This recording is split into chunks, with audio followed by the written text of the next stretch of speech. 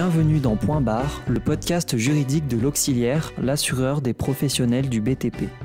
Point Barre, c'est l'occasion d'échanger avec notre responsable juridique Claire Roussel-Zizine autour d'une décision de jurisprudence qui a des répercussions très concrètes sur la vie des acteurs de la construction. Dans ce nouvel épisode, nous allons rappeler les délais légaux à respecter en cas de survenance d'un sinistre dans le cadre d'une assurance dommage-ouvrage.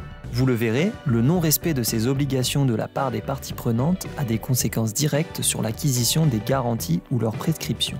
Nous allons également revenir sur un éclairage important apporté récemment par la Cour de cassation à ce sujet.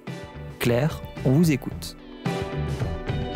Le 21 mars 2008, un particulier maître d'ouvrage souscrit un contrat avec un constructeur de maisons individuelles. Le 17 avril 2009, il fait une première déclaration de sinistre à l'assureur dommage-ouvrage qui procède alors à une désignation d'expert dont le maître d'ouvrage a connaissance le 15 juillet de la même année. En 2012, soit 3 ans après cette première déclaration, le maître d'ouvrage fait une seconde déclaration de sinistre, puis assigne le constructeur et l'assureur dommage-ouvrage afin d'obtenir l'indemnisation de son préjudice.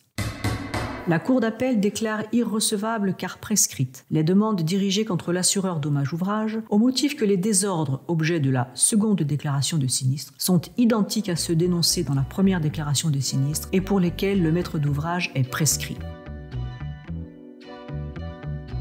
Pourquoi l'action du maître d'ouvrage à l'encontre de l'assureur est-elle prescrite ? Eh bien, elle est prescrite car il aurait dû introduire son action dans le délai de 2 ans, on parle de prescription biennale, qui a commencé à courir dès la première déclaration de sinistre. Ce délai a été interrompu par la désignation d'un expert amiable en juillet 2009 et a recommencé à courir pour expirer en juillet 2011.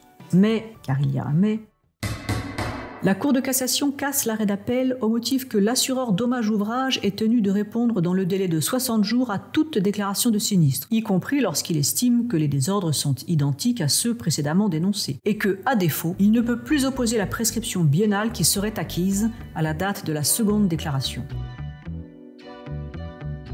Ah oui d'accord, je comprends mieux. Un assureur doit, quoi qu'il arrive, et que les désordres lui aient déjà été notifiés ou pas, répondre dans les délais légaux. Tout à fait, en tout état de cause. L'assureur dommage-ouvrage qui reçoit une déclaration de sinistre doit respecter les 3 délais de l'article L242.1 du Code des assurances. Premièrement, un délai maximal de 60 jours à compter de la réception de la déclaration de sinistre pour notifier à l'assuré sa décision quant au principe de la mise en jeu des garanties prévues au contrat.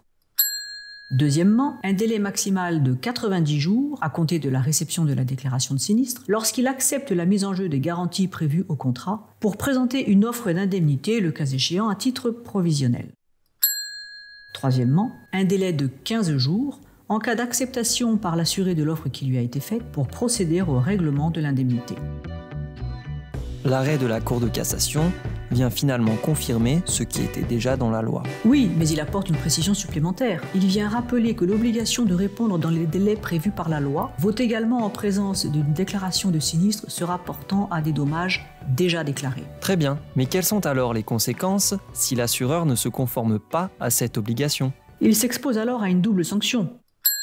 Premièrement, la garantie est acquise et il n'est plus admis à la contester, notamment en invoquant la prescription biennale, puisque l'assuré peut, après notification à l'assureur, engager les dépenses nécessaires à la réparation des dommages.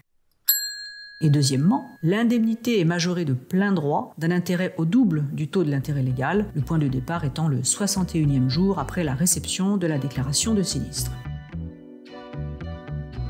Que retenir finalement de tout cela ? Eh bien, que même si l'assureur estime que les désordres sont identiques à ceux exposés dans une précédente déclaration de sinistre, et même s'il pense que le maître d'ouvrage tente, par une seconde déclaration, de contourner une prescription acquise, il doit malgré tout se prononcer sur la mise en jeu des garanties prévues au contrat. Point barre. On se retrouve bientôt pour un nouvel épisode de Point Barre, le podcast juridique de l'Auxiliaire.